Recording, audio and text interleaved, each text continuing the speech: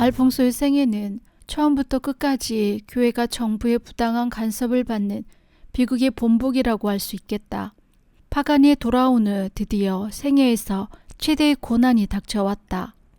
그것은 세 방면에서 닥쳐왔는데 그 하나는 물론 나폴리 정부로부터이며 그 둘째는 교황 영내에 그가 세운 수도원으로부터이며 셋째로는 그가 신뢰하고 있었던 동료로부터 닥쳐온 것이다.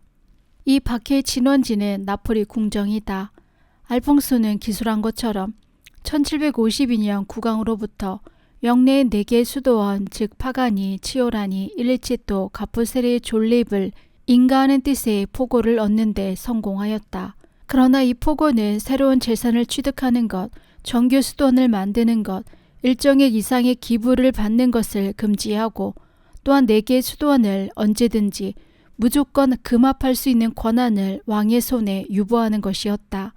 1767년에 이르러 마페이와 사르넬리는 알퐁스 회에 대하여 개인적인 원한을 품고 궁정재판소에 알퐁스 회에는 1752년의 포고를 깨치고 있다고 제소하였다.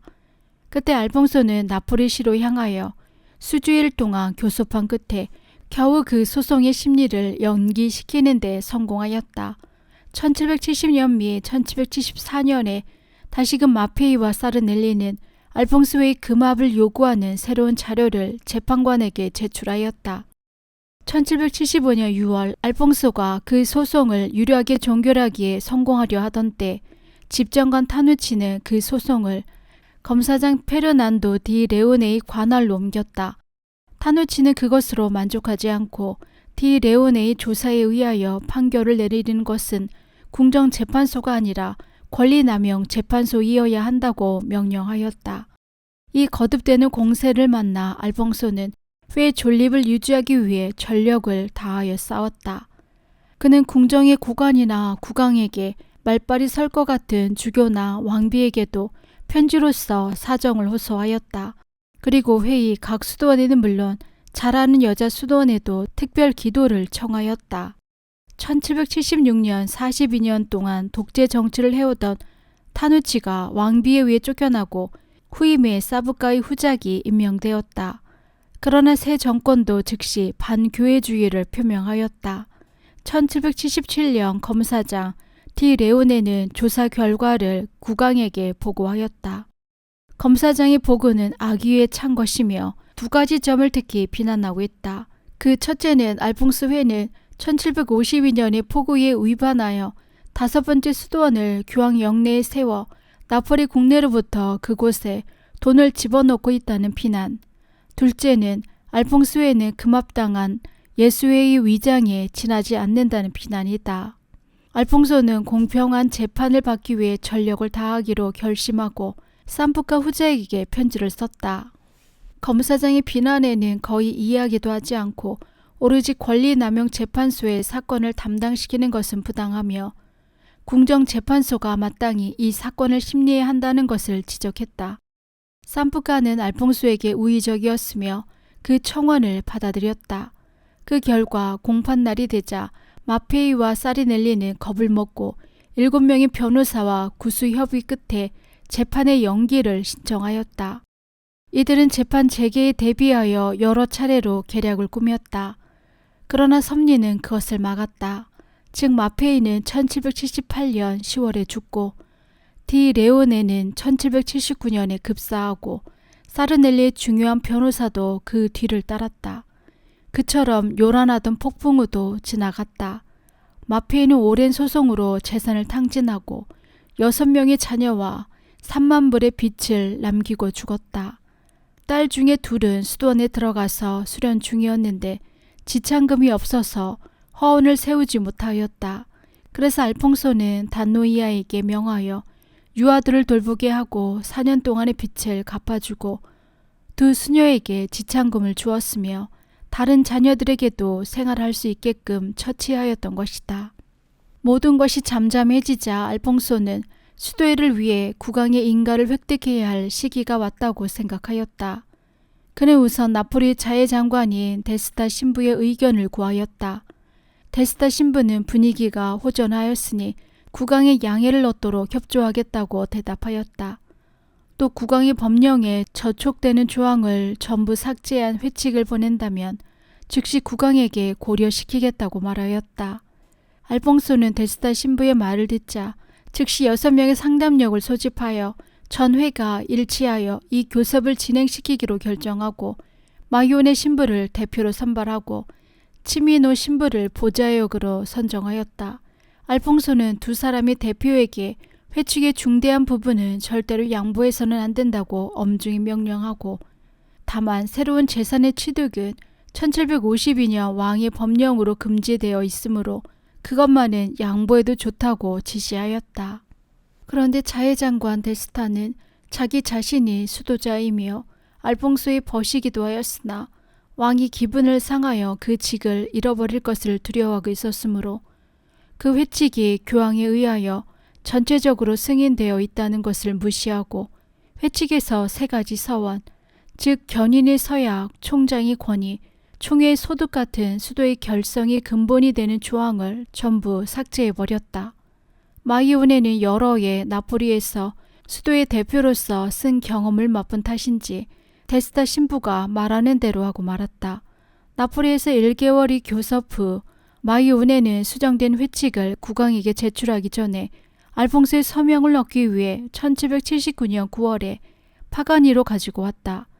알퐁소는 거의 눈이 보이지 않고 두통을 앓고 있었으나 마이오네의 손에서 회칙을 받아들고 읽기 시작하였다. 제1장은 선교에 대한 것으로서 거의 변경이 가해져 있지 않았으나 나나의 주석이나 행간의 수정을 읽는 동안에 눈이 아파서 회칙의 치명적인 조항까지 읽기 전에 총 대리인 비라니에게 넘겨주어 대신 읽게 하였다. 비라니는 마이오네를 꺼렸던 탓인지 혹은 노령의 총장에게 걱정을 끼치고 싶지 않았던 탓인지 대강 읽은 후에 간단하게 좋겠지요 하고는 알퐁소에게 사인을 시켰다. 마이오네와 비라니는 이렇게 수정되어도 이제까지와 똑같은 생활을 계속할 수 있으리라고 너그럽게 생각하고 있었던 것이다. 마이오네는 나폴리로 돌아와서 1780년 1월 그대로 국왕의 인가를 받았다. 왕의 서명은 1월 26일에 행해졌는데 마이오네는 이것을 회에 통지하는 것을 꺼려했다. 마침 선교 도중 나폴리에 들린 카이오네 신부에게 부탁하여 이것을 파가니로 보냈다. 카이오네는 2월 27일에 파가니에 도착하였다. 공문서의 수신인은 알퐁소였지만 마침 병중이었으므로 이내 보이는 것을 꺼렸다. 저녁 식사 후 3명의 사제가 총장방에 가서 함께 휴게 시간을 보냈으나 총장의 기분이 좋지 않으므로 편지를 내놓지 못하였다. 휴게 시간이 끝나고 수도원 일동은 비라니에게 알퐁소를 대신하여 개봉시켰다. 즉시로 모든 사람은 수도회가 파괴된 것을 알고 놀랐다. 사제들은 그날 밤 새로운 회칙을 필사하여 이튿날 아침 알퐁소에게 어떻게 사후 조처를 강구할 것을 요구하였다. 알퐁소는 회칙을 베낀 것을 보자 전우를 입고 그대로 통곡하였다. 겨우 말을 할 수 있게 되자 나는 밧줄에 묶여 온 거리를 끌려다녀도 알 수 없다. 총장이면서 손수 원고를 읽지 않았던 것이 나빴으니까 하고 자기 자신을 나무랬다. 그렇지만 나는 2-3줄도 읽을 힘이 없었단 말이야. 그리고 비라니를 향하여 설마 당신에게 배반당하리라고는 꿈에도 생각지 않았소. 그런데도 배반당하고 말았소. 하고 말하였다. 이 비참한 사건은 온 수도회에 즉시 퍼졌다. 어느 곳에도 분노와 책임 추구의 소리가 자자했다. 대개는 마이오네와 치미노를 책망하는 소리였으나 알퐁소를 책하는 사람까지 있었다. 더구나 데스타 신부로부터 5월 2일까지의 새로운 회칙을 실시하라는 강제적 지령이 내렸다. 알퐁소는 어찌할 바를 모르고 꼬르데와 단노이아의 2 신부를 편지로 초청하였다. 3월 10일 꼬르데에게 보낸 편지에서 이렇게 써있다. 나는 미칠 것 같다. 마이오네 신부가 만든 회칙은 나의 희망에 완전히 어긋나고 있다. 이곳 젊은 회원들 사이에는 큰 소동이 벌어졌다. 내가 정신을 잃고 발작을 일으켜 죽어서는 안 된다고 생각한다면 제발 급히 달려와 달라. 꼬르데와 단노이아는 달려와서 알퐁소와 협의한 결과 데스다 신부에게 다음의 2가지 힘을 간청하기로 결정하였다. 첫째, 데스다 신부의 지령의 실시를 일시 연기할 것. 둘째, 수도의 사제의 대회를 열어 여럿이 대책을 연구할 것. 자회장관 데스다 신부는 내키지 않지만 여기에 동의하였다. 한편 알퐁소는 마이오네를 그 직에서 해임하고 꼬르데를 후임으로 앉혔다. 인자한 알퐁소는 이번에도 완전한 용서를 마이온에게 주었다. 3월 20일 성주간 월요일 다음과 같이 편지를 보냈다. 예수의 거룩한 말씀을 부여안고 나는 이 편지를 당신에게 쓴다. 과거는 제쳐놓고 지난 일은 땅에 장사 지내기로 하자. 제발 치오라니의 당신의 수도원으로 돌아오시오. 치오라니가 마음에 들지 않는다면 마음에 드는 수도원을 선택해도 좋다. 나는 당신을 이제까지처럼 변함없이 사랑한다. 당신도 나의 사랑을 알아줄 것이라 믿는다. 회의 상담력을 그만두지 말고 그전대로 수도의 중대 사건에 있어서 의견을 말해 주었으면 한다. 당신의 명예에 관해서는 내게 맡겨준다면 나는 회원들 앞에서도 다른 사람들 앞에서도 당신의 면목을 반드시 지켜주겠다. 안심하라. 나는 이것을 예수의 상처에 의하여 원한다. 이제 아무 소리도 하지 않겠다. 성체 앞에서 잘 생각하고 마음이 내켰을 때 나에게 대답을 주면 된다. 나는 당신을 축복하고 예수 그리스도께 거룩한 사랑으로 당신을 채워주시고 그 거룩한 뜻대로 당신을 그리스도의 것으로 하시기를 기도한다. 마이오네는 교황 영내의 한 수도원을 택하였다. 그러나 그곳에서 심한 배척을 당하였으므로 나폴리 국내의 한 수도원으로 되돌아왔다. 그러나 마이오네도 치미노도 자기들이 야기시킨 소동을 정면으로 볼 수 없어 다같이 속죄주회에서 떠난 후 다시 돌아오지 않았다. 이 두 사람은 자기의 행동이 어떤 손해를 일으키는가를 잘 알지 못하고 행동하였겠지만 그 피해가 회복되기까지는 오랜 세월이 필요하게 되었던 것이다. 1780년 3월 28일에는 대책을 협의하는 대회의 각 수도원에서 2명씩 대표를 보내도록 하라는 통지가 총장에게서 전 수도원에 보내졌다. 대회 소집장에 대략 다음과 같은 것을 명시하고 있다. 즉 대회의 목적은 국왕이 승인한 회칙을 어떤 조건으로 받아들일 수 있겠는가, 또 치명적 변경에 대한 몇 개의 항목의 반대를 제출하는가를 검토함이 있다는 것을 명백히 하고 있다. 즉 마이오네가 만든 회칙을 정정하고 중요한 조항을 부활시키기 위해 소집한 것이다. 1780년 2월 23일 교황 영내의 수도원장 프란치스코 데 파울라는 로마의 주간 성성의 비서 대행 돈 필리포즈까리 신부에게 편지로 불평불만을 털어놓았다. 특히 데 파울라는 주교 재임 중에도 알퐁소가 총장임을 인정한 교황의 소칙서가 유효하냐 안 하냐 미심스럽다는 건미에 1764년 이래 총회가 열리지 않았다는 것을 말하고 나폴리 국왕이 회칙을 변경시켰다는 소문이니 교황 영내의 내 수도원이 나폴리 영의 수도원으로부터 갈라지는 것을 인정해달라는 희망을 말하였다. 데파울라 이외에 이시도르 레찌오 신부도 또한 교황 영내의 수도원을 독립시키려고 기세를 올리고 있었다. 데파울라 미 레찌오가 성청의 당국자에게 제출한 이 두 통의 편지는 중대한 결과를 낳게 되었다. 드디어 파가니에서 대회 개최 날이 도래하였다. 1780년 5월 12일이 되자 7개 수도원의 대표 13명이 출석하였다. 회담은 처음부터 시끄러웠다. 알퐁소는 노쇠하였기 때문에 주역을 거의 맡지 않고 교회 중 대개는 기도하고 있었다. 교황 영내의 수도원 대표자는 내키지 않은 것을 온 것이니 타협적인 얘기에는 응하지 말자고 이미 그 태도를 결정하고 있었다. 한편 나폴리 측의 대표는 그 회칙을 준수하고자 열망을 하였으나 왕의 금압을 두려워하여 중간계를 택하려 하고 있었다. 일대 토론이 있은 후 삭제된 중요 조건의 부활을 데스다 신부에게 다시 한번 교섭하기로 결정하였다.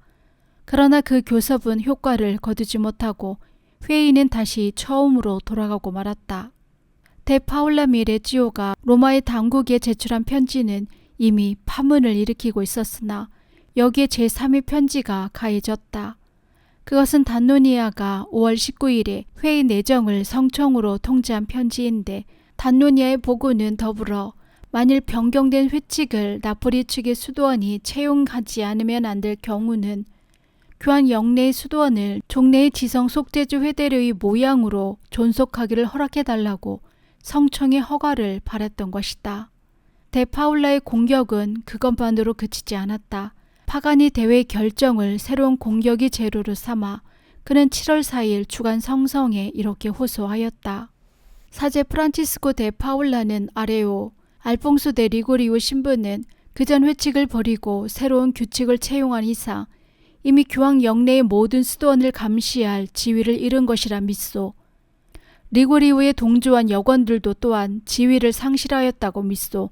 그러므로 회칙에 따라 총회를 열지 않으면 안 되는데 그것을 소집할 임무를 맡을 자가 없으므로 우리는 난처하오. 그러므로 응분의 지시를 바라고자 간청하오. 이와 거의 동시에 산타젤로, 베네벤트, 시페리의 각 수도원장은 똑같은 취지의 신청을 로마에 제출하였다. 성성의 주관성은 교황 영내의 베네벤트 대주교 및 베로니의 주교의 의견을 묻는 것만으로 만족하지 않고 다시 나폴리 주재의 교황청 사절 대리 세르반시 신부에게 사정을 신중히 조사하도록 명하였다. 사절 대리는 즉시 알퐁소에게 연락하였으나 알퐁소는 세약하였기 때문에 총대리 꼬리대 신부 등을 대신 파견하였다. 그러나 꼬리대 등이 들은 논거는 불충분하였으므로 사절 대리는 그 논거를 로마에 전달한 결과 도리어 불리하게 되고 말았다. 교황 비오 6세는 결국 알퐁소가 노쇠하여 회칙의 변경에 진실로 동의한 것으로 인정하였다. 그래서 교황은 주간 성성을 통하여 교황 영내의 수도원장들의 신청을 인가하고 임시 장상을 선출하기로 하고 또한 회칙을 벌인 나폴리 영내 수도원의 사제들은 이미 속죄주회에 속하지 않는다는 결정을 내렸다. 그러나 이 포고는 임시적인 것으로서 나폴리 측의 수도원이 다시 유리한 논증을 제출하였을 경우에는 개정될 것이었다. 그리하여 교황은 1780년 9월 22일에 알퐁소를 그가 창립한 수도원에서 제적하는 포고에 사인하였다. 단노니아는 10월 초에 비보를 가지고 파가니로 돌아왔으나 알퐁소에게 차마 알릴 수가 없어 비라니에게 그 역할을 맡겼다. 비라니는 이튿날 아침까지 기다려 알퐁소가 미사 준비를 하고 있을 때 이것을 전하였다. 거룩한 노신부는 와하고 울음을 터뜨리며 회의 파멸은 모두 자기 책임이라고 말하고 심히 자기 자신을 나무랬다. 그러나 한참 만에 정신이 가라앉자 나는 다만 하느님이 원하시는 것을 원합니다. 하느님의 은총으로 나는 충분합니다. 교황이 이렇게 결정하였으니 하느님께서는 찬미 받으실지어다 라고 말하고 미사와 성체 배령의 준비를 계속하였다. 그러나 그날 온종일 그는 고민과 실망에 사로잡혔다. 마차로 하는 산보 중에 심한 발작이 일어나 마부에게 명하여 집으로 돌아왔다. 집에 들어서자 살려달라고 외쳤다. 비라니 등이 팔을 부축하고 방으로 데리고 가서 어린아이처럼 달래었다. 몇 시간 후 겨우 폭풍우가 가라앉자 아, 마리아님 덕택에 살았습니다 라고 말했다. 알퐁소에게 있어서 가장 슬펐던 것은 이 비극이 주로 자기 회원들의 불화에서 생겼다는 것이다. 그는 지금이야말로 섭리에 의하여 최후의 십자가를 짊어짐을 깨닫고 팔을 벌려 이 십자가를 받기로 각오하였다.